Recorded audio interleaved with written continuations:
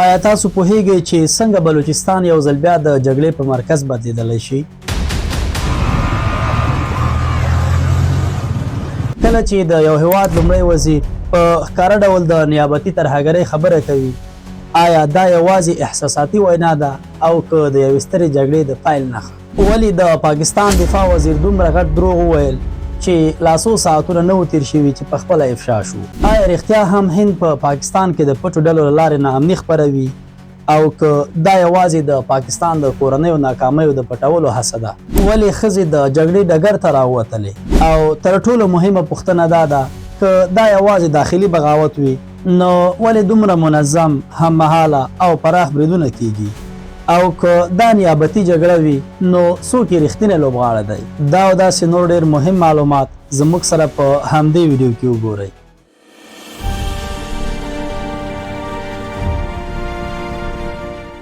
یو ځل بیا پاکستانی چارواکو افغانستان او هند تورن کړل چې د پاکستان دننه د بې ثباتۍ لامل هم دوی دي. همداراز د پاکستان او هند ترمنځ داسې خبرې تبادله کیږي چې یوازې د ډیپلوماسۍ تر کچې نه محدودیږي بلکې د جګړې بوی ترې راځي.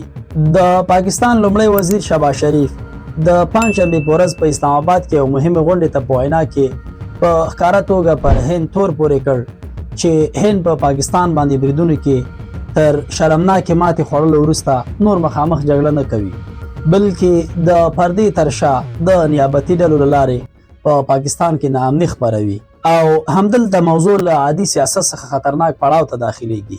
ځکه دا خبره عادي نه ده. کله چې د یو هیواد لومړی وزیر د نیابتي ترهګرۍ ټکي کاروي، دا یوازې احساساتي جمله نه وي، دا د دولت له کچې یو حساب شوی پیغام وي. او همدلته هغه نوم راځي چې هر څه بدلوي، بلوچستان. شهباز شریف دا ادعا وروسته له هغې وکړه چې بلوچستان یو ځل بیا د سختو بریدونو شاهد و. هممهاله بریدونه، منظم پلان، ځانمرګي، حتی ښځې. دا هر څه د دې نښه ده چې جګړې بڼه بدله کړې ده. خو پوښتنه دا ده آیا رښتیا هم هند د دې هر څه تر شا ولاړ دی او که نه؟ او که دا یوازې د پاکستان د کورنیو ستونزې یو بل پړاو دی چې اوس یې بڼه لا خطرناکه شوې ده؟ پاکستان وایي کله چې هند په مخامخ جګړه کې بریالی نه شو نو اوس یې تګلاره بدله کړې ده. نور مخامخ بریدونه نه کیږي، نور جهازونه نه راځي، بلکې وسلې د پولو له هاخوا د ځینو ځانګړو ډلو لاسته رسیږي. اسلام آباد باور لري چې بلوچستان د همدې نوې جګړې میدان ګرځېدلی. خو دلته یو مهم ټکی دی چې ډېر خلک ورته پام نه کوي. ګورئ، بلوچستان یوازې د امنیت ستونزه نه لري بلکې د لسګونو کلونو سیاسي بې باوري، اقتصادي محرومیت او زورورو پریکړو نتیجه ده. بلوچ وسلوالې ډلې وایي زموږ وسایل لوټ شوي، زموږ خلک بې درکه شوي، زموږ غږ هېڅکله نه دی اورېدل شوی. پاکستان بیا وایي دا ډلې د هېواد د ټوټه کولو هڅه کوي او بهرنۍ لاسونه ورسره مرسته کوي. همداراز شهباز شریف د خپلې وینا پر مهال د کشمیر او فلسطین یادونه هم وکړه او ویل چې پاکستان به د دې مسألو په اړه له خپل دریځ څخه یو ګام هم شاته نشي. هغه ټینګار وکړ چې دا د پاکستان لپاره یوازې سیاسي خبرې نه دي بلکې اصول دي او پر اصولو معامله نه کیږي. نوموړي خبرداری ورکړ چې که هند د فشار، ګواښ یا سخت دریځ ژبه کاروي نو پاکستان به هم چوپ پاتې نشي او په همغه انداز کې به ځواب ورکړي. هغه دا هم ویل چې تر هغې پورې چې د هند پټې هڅې، دسیسې او یرغلي سیاستونه پای ته ونه رسیږي په دې سیمه کې د تلپاتې سولې تمه بې ځایه ده. د شهباز شریف په وینا سوله هغه وخت راتلی شي چې د زور، چل او دښمنۍ پر ځای د انصاف او رښتینې ارادې لاره ونیول شي. خو هند دا هر څه څنګه ګوري؟ هند وایي پاکستان دا تورونه هر ځل هغه وخت راپورته کوي چې له کورنیو ستونزو سره مخ شي.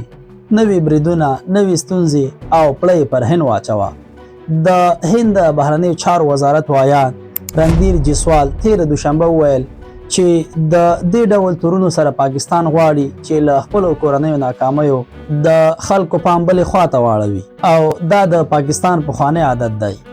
د ښاغلي جیسوال په وینا د پاکستان د جبر، ظلم او له بشري حقونو د سرغړونې تاریخ له هیڅ چا هم پټ نه دی. دا د نوې ډیلي رسمي دریځ دی. خو د یادولو وړ ده چې دغه دواړه هیوادونه وخت نا وخته په لفظي ناندریو کې پر یو بل د ترهګرۍ خپرولو تورونه لګوي چې څو ځله یې خبره تر وسلوالې نښتې هم رسېدلې ده. هند ټینګار کوي چې بلوچستان د پاکستان داخلي مسئله ده او تر څو چې هلته د خلکو حقونه، سیاسي ګډون او اقتصادي عدالت تأمین نشي دا اور به مړ نشي. او همدلته خبره نور هم خطرناکه بڼه اخلي ځکه چې کله یو لوری وای دا داخلي بغاوت دی او بل وای دا نیابتي جګړه ده نو منځنۍ لار ورکیږي او وسله خبرې شروع کوي. بلوچستان له همدې ځایه د یوې نوې مرحلې په لور ولاړ. هغه مرحله چې یوازې نارینه پکې نه جنګیږي، هغه مرحله چې ښځې پکې هم خپل ځان انتحاري کوي. نو کله چې د بلوچستان په بېلابېلو سیمو کې نږدې په یو وخت کې ډزې وشوې دا یوازې یو عادي امنیتي پیښه نه وه، دا د دې نښه وه چې یو څوک غواړي ووایي موږ هر ځای ته رسېدلی شو. بریدونه سهار وختي پیل شول، هغه وخت چې ښار لا بشپړ نه و راویښ شوی خو امنیتي ادارې په نیمه تیار حالات کې وې. لومړی سریاب، بیا هزارګنجي، وروسته د کوټې حساس امنیتي ساحې ته نږدې ځایونه. دا جغرافیه تصادفي نه وه، دا یو حساب شوی پیغام و، هم پوځ ته، هم حکومت ته او هم عام ولس ته. بلوڅ بېلتونپالې ډلې سمدستي د دې بریدونو مسؤلیت ومنه.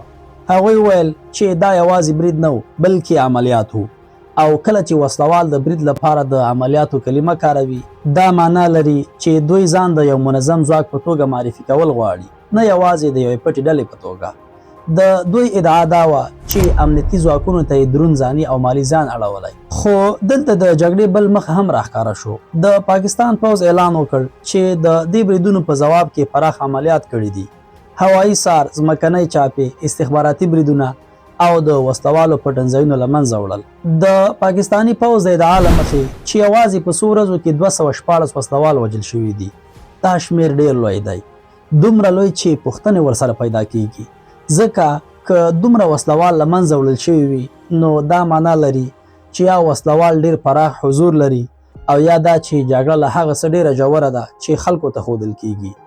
په همدې اعلامیه کې دا هم ومنل شوه چې عام خلک هم وژل شوي دي، ښځې، ماشومان، ملکي وګړي.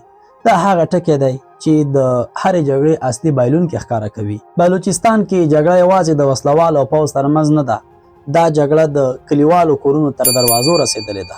هغه خلک چې نه هند پیژني، نه اسلام آباد، نه ستراتیجي، خو هره ورځ ژوند د ټانک او ځانمرګي ترمنځ بند پاتې دی او همدلته د دې شخړې تر ټولو خطرناک بدلون مخې ته راځي کله چې وسلوالې ډلې اعلان کوي چې ښځې هم د جګړې برخه ده. دا یوازې د حیرانتیا خبره نه ده، دا د یو ژور ناورین زنګ دی. انتحاري یا ځانمرګي برید کول خپله د جګړې تر ټولو وروستۍ وسله ګڼل کیږي او کله چې دا وسله د ښځې لاس ته ورسیږي دا معنا لري چې جګړه یوازې سیاسي نه ده پاتې شوې بلکې ذهني، احساساتي او ټولنیز بنسټونه یې هم مات کړي دي. د یاسمه بلوچ نوم چې ځینې زرمینه بولي ناڅاپه د دې جګړې یوه نښه شوه. یوه ښځه چې د ژوند، مور او دوام سمبول ګڼل کیږي د مرګ په پیغام بدله شوه. بلوچ وسلوالې ډلې دا یوازې یو برید ونه بله بلکې د قربانۍ او مقاومت کیسه یې ترې جوړه کړه.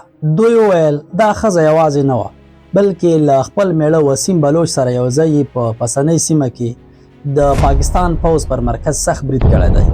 دا پیغام ډېر خطرناک دی. دا پیغام وایي چې جګړه یوازې د ځوانانو غوسه نه ده، دا د کورونو تر دننه رسېدلې ده، تر میړه، تر میرمن، تر مور او تر ماشومې. او کله چې داسې حالات پیدا شي نو هر بهرنی لاس، هر استخباراتي نفوذ، هر پټه مرسته د اور په لامبو تیل شیندي. همدا ځای دی چې د هند او پاکستان د نیابتي جګړې خبره بیرته راولاړیږي. پاکستان وایي دا یوازې داخلي بغاوت نشي کېدی. دوی استدلال کوي چې دومره منظم بریدونه، دومره وسلې، دومره هممهاله عملیات له بهرني ملاتړ پرته ممکن نه دي. هند بیا وایي دا یو اسانه تور دی. هند ټینګار کوي چې که پاکستان د بلوچستان ستونزه یوازې د امنیت له زاویې وګوري نو دا اور به لا پسې لوی شي او تر دې دواړو دریځونو ترمنځ بلوچستان سوځي. خو دا لومړی ځل نه دی چې اسلام آباد د خپلې ناکامۍ پړه پر نورو اچوي. یوازې څو ورځې وړاندې د اسلام آباد په یو جومات کې د جمعې په ورځ یو خونړۍ چاودنه وشوه. لسګونه کسان ووژل شول، سلګونه ټپیان شول. لا د وینو رنګ وچ شوی نه و چې پاکستاني چارواکو بیا د تورونو لوبه پیل کړه. کله هند، کله افغانستان، خو حقیقت ډیر ژر راښکاره شو. داعش په خپله د برید مسؤلیت ومنه، نه هند نه افغانستان. د افغانستان اسلامي امارت په ښکاره وویل دا تورونه بې اساسه دي او پاکستان نشي کولی خپل امنیتي ناکامۍ د نورو په نوم پټې کړي. هند هم ویل دا د اسلام آباد پخوانی عادت دی، کله چې دننه اور بل شي بهر دښمن پیدا کوي. نو پوښتنه دا ده که داعش مسئول دی، که افغانستان رد کوي، که هند رد کوي، نو اسلام آباد ولې لا هم پر نیابتي جګړې ټینګار کوي؟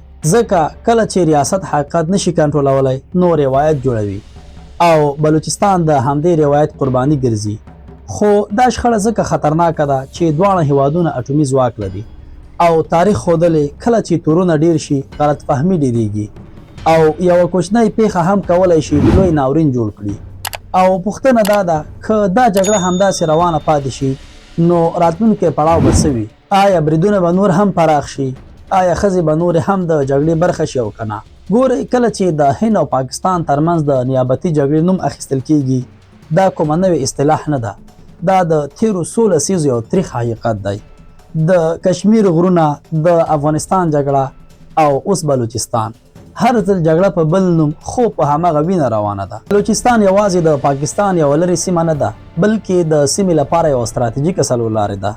هر حرکت، هر بندر، هر اقتصادي پروژه دلته د نړیوالو قدرتونو سترګې په لار دي. ګورئ، دلته د سیپیک یعنی د چین پاکستان اقتصادي دهلیز تیریږي. د پاکستان لپاره دا پروژه د ژوند او مرګ مسئله ده.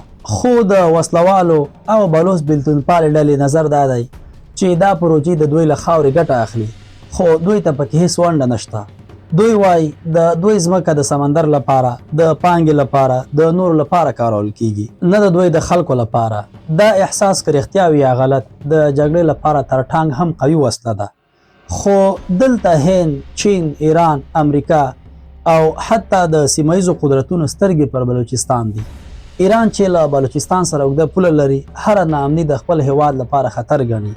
نوي بریدونه، ځانمرګي، پراخ عملیات دا ټول د یوې سیمه ییزې لوبې برخه ده چې عام خلک قرباني کوي. او دلته خطر نور هم لوی دی. کله چې د هند او پاکستان نیابتي جګړه له لفظي تورونو تیره شي او وسلوال عملیات پیل شي نو هره پیښه کولی شي ناڅاپي او دروند پای ولري. تاریخ ښایي جګړې ډیری وخت د پلان له مخې نه بلکې د غلط فهمۍ له امله پیلیږي. یو ساده برید، یو ناسم استخباراتي خبر یا یو احساساتي وینا د دوه اټومي ځواکونو مخامخ ټکر سبب کیدای شي. بلوچستان د دې بحران د ازموینې ډګر دی. که دا ستونزه یوازې د زور، وسلې او پراخو عملیاتو له لارې حل شي نو سبا به بل بلوچستان پیدا شي، په بل نوم، بل ځای، خو هماغه درد، هماغه وینه. دلته جګړه یوازې د پوځ او وسلوالو ترمنځ نه ده بلکې د خلکو، کورونو، ژوند، ماشومان، ښځې او ټولنیز جوړښت یې هدف دی.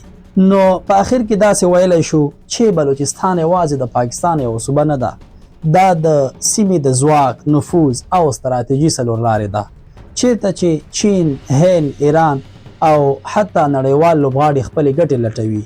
خو اصلي قرباني تل عام خلک دي، ماشومان، میرمنې، کورنۍ او ځوانان.